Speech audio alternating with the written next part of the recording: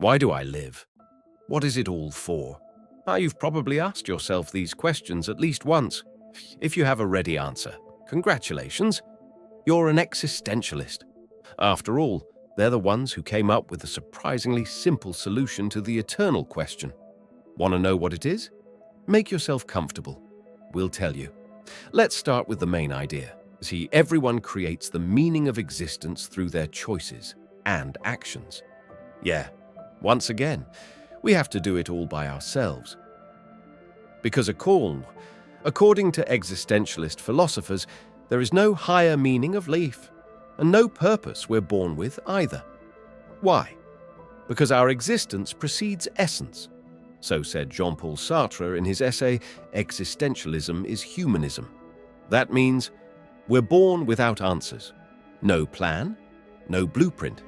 We create our essence through our actions and our decisions. Existence is the process of living.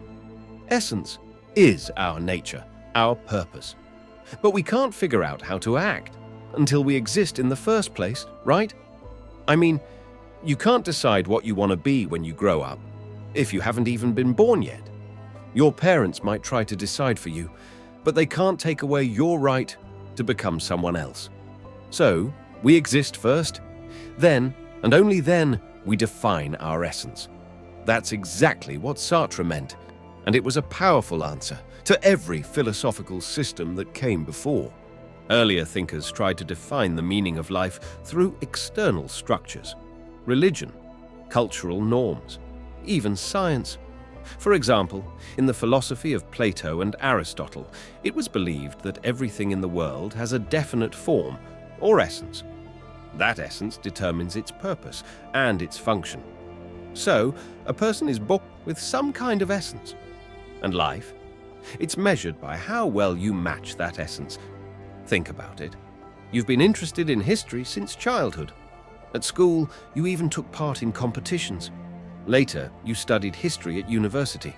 From the perspective of ancient Greek philosophy, you were born to be a historian. You had the form, the essence of a humanist. And if you turned out to be good at it, then you matched the mold perfectly. But there's more. The Greeks believed all people share one universal quality, humanity, a kind of built-in blueprint, something we're all meant to fulfill. Existentialism completely disagrees. It says, no two people are the same. No one is born with a fixed essence. Our job is to create ourselves, through choices, through actions. This idea was revolutionary because it shifted responsibility onto the individual. We're not just following some ancient script, not walking in our parents' footsteps, not living according to religious rules. We're the authors, writing our own life story. And for the first time, we discovered something powerful. We can define the meaning of life. But how? Focus on two key things: self-determination and self-realization. That means becoming active participants in our own destiny and learning to navigate all the different parts of life with awareness and purpose. So, it's not enough to just focus on what you're good at and ignore the rest. Let's say you're great at school or work, but you struggle with people, you avoid relationships, then something's missing. You're not fully realized. See, self-determination and self-realization, they begin with one thing: reflection. Sartre believed that through reflection, we uncover our true desires and our fears. This inward look helps us understand why we make certain choices and how they shape our lives. But that's only part of it. Another key part of becoming yourself is facing adversity. Albert Camus, in The Myth of Sisyphus, showed how acceptance and struggle can lead to deeper meaning. Picture Sisyphus pushing a rock up a hill over and over again. It seems hopeless, but Camus said, that's the point. Even in the most repetitive, difficult acts, we can still choose to find meaning. That is human strength. But there's more. Our beliefs play a massive role too. Carl Jaspers pointed out that personal values are the foundation of our actions. They guide our choices, like a compass, helping us move through life, especially when things get hard. Here's what that might look like. A student. He studies full-time and works part-time. Why? So he can pay tuition on his own, so he won't rely on his parents. That's not just hard work. That's self-determination. That's someone living by their values. It reveals his self-confidence, independence, and his personal values, his unique approach to life. And these values, they will now guide his future actions. And so, what is the try to finding meaning in life? It's choice. We actively choose our actions. Every decision carries consequences that shape our future. These choices might be about a career, a relationship, or even a simple hobby.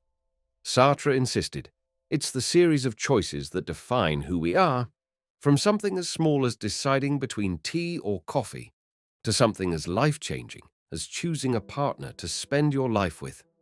By the way, relationships have a huge impact on how we form and understand the meaning of life. Simone de Beauvoir said, "We discover ourselves through our relationships. They give us a way to express our thoughts, feelings, and beliefs. Through interactions, we better understand not only ourselves, but also the world around us."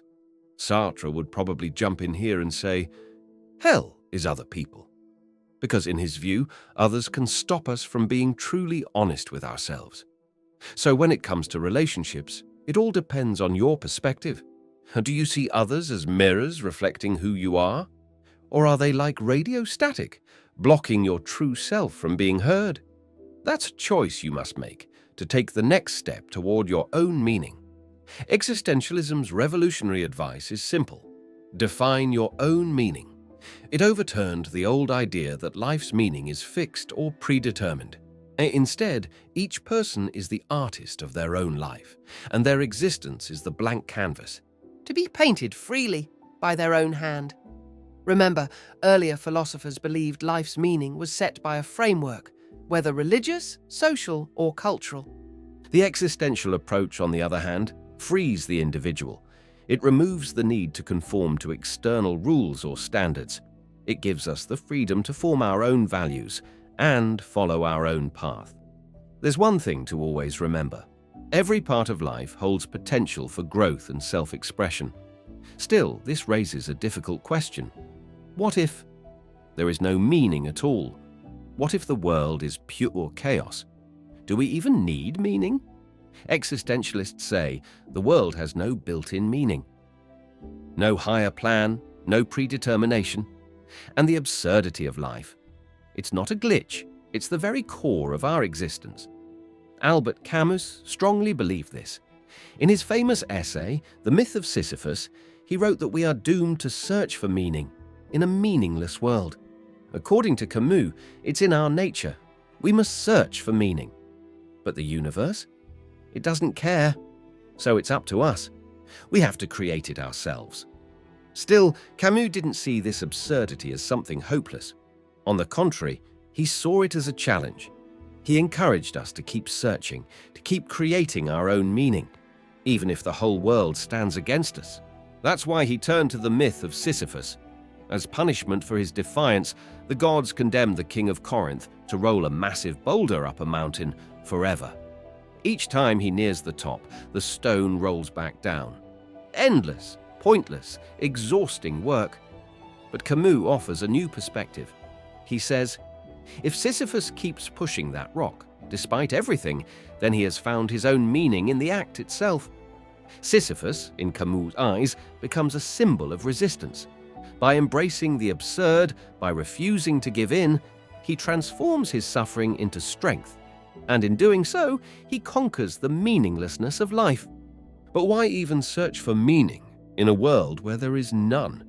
Here, we touch one of the deepest themes in existentialism. Philosophers of this movement believed that the very essence of human existence is the search for meaning. In fact, this search itself can be seen as a quiet act of rebellion. We create something meaningful where none exists. We hold on to the idea that we matter, even if the world remains indifferent, and existentialists see this act as a form of self-assertion and true freedom. Because if the world gives us no ready-made meaning, then we are free to invent our own. Sartre goes further. He says that we not only can find meaning, we must, because without it, our lives become passive, unconscious. But what happens when someone gives up this search entirely? Existentialists warn us. It can lead to a loss of purpose, a hollow feeling, a deep alienation from life itself. Without meaning, we risk becoming spectators, instead of participants, in our own story. In that sense, to abandon the search for meaning is to abandon a part of our humanity. It's a rejection of freedom and the creative force that makes us human. And this kind of existence? It can make people truly miserable. Imagine someone working a job they hate, with no hobbies, no passions. Each day repeats the last, no dreams, no drive, no direction. That is a life without meaning, a life fading into grey monotony. And from that place, it's not hard to lose the will to live. But here's the paradox. Even choosing not to search for meaning is still a choice. And the man in our example, he decided that his meaning in life is not to search for meaning at all. But that's still a choice, which means it's impossible not to choose. In the end, we always find some kind of meaning. That's what makes us existentialists, conscious, thinking beings. But existentialism urges us to reflect. Does your choice truly reflect you? Your real desires? Your real values? Or is it just self-deception? An escape from the harder but more honest path of self-discovery and growth? That's something worth thinking about. Because in the end, one thing is clear. Nothing limits us in our choices. You can finish watching this video, turn off your phone, and never visit this channel again. Or you can hit like, subscribe, and keep growing with us. It's up to you. Your freedom, your decision. And that's the heart of existentialism. Freedom isn't just a privilege, it's also a responsibility. Because every choice we make affects not only us, but the people around us too. Here's a familiar situation. A man stands at a career crossroads. He can stay in a stable, predictable job, or take a risk and start his own business.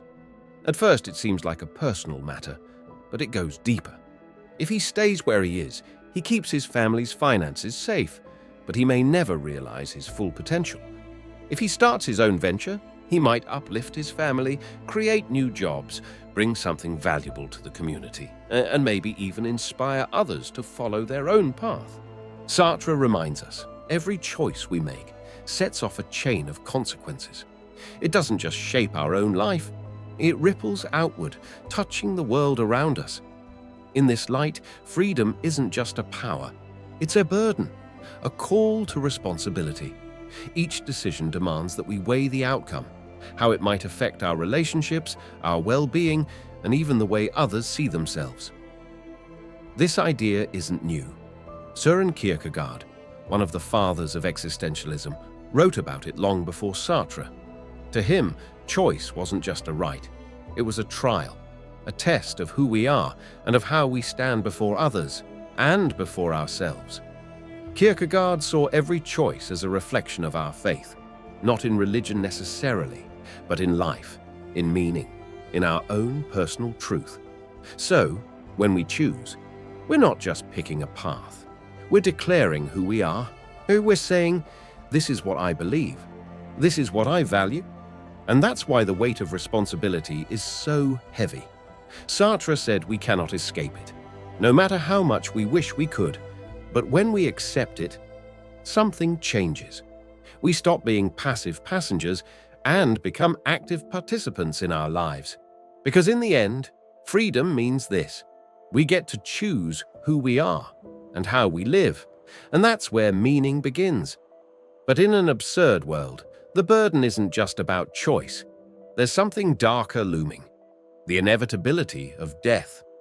It always feels far away, until it doesn't.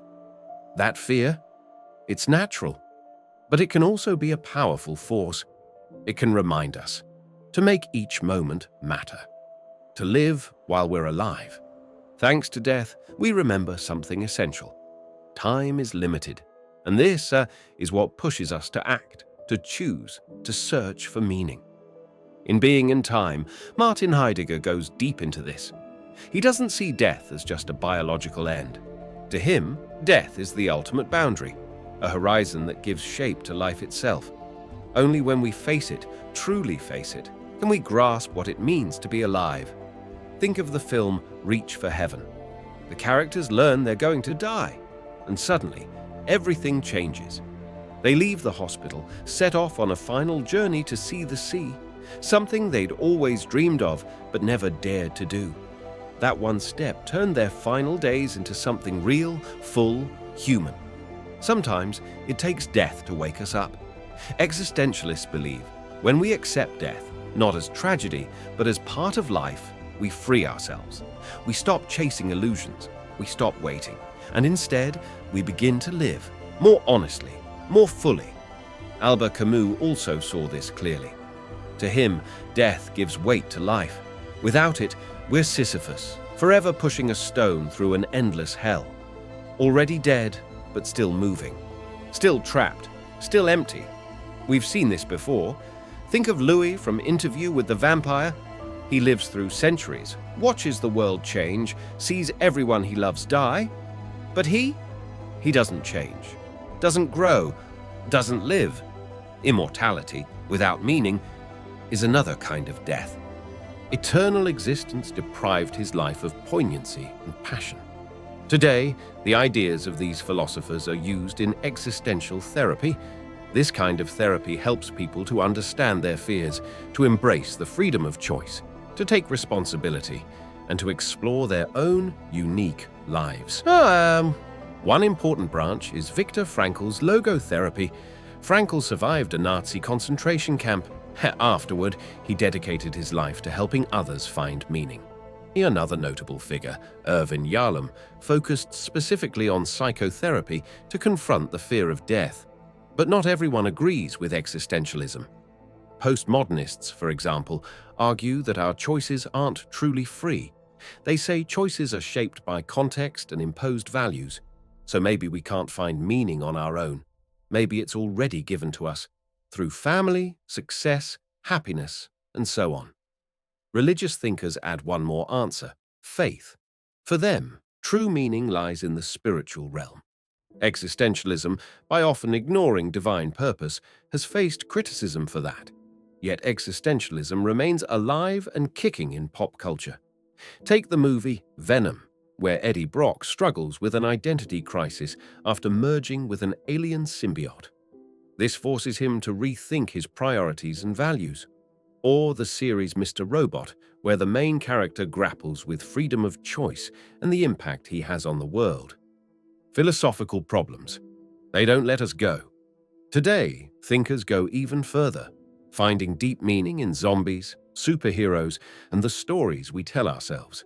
Existentialism calls us to live consciously, embracing all difficulties as part of our journey. It teaches that meaning is something we choose ourselves, and that the responsibility for this choice rests solely on our shoulders. But it's important to remember, this is just one perspective. Our decisions and outlooks are also shaped by the society and culture we live in, by the time and place we find ourselves in. Moreover, understanding life strategies requires us to consider our emotional state, our resilience, and how we cope with stress and challenges. When we take all these factors into account, our perception of the world becomes richer and more nuanced. So here's a question for you. What do you think really determines the meaning we choose? Our individual preferences or the context of society, culture, and era? Write your thoughts in the comments. I'd love to hear your reasoning.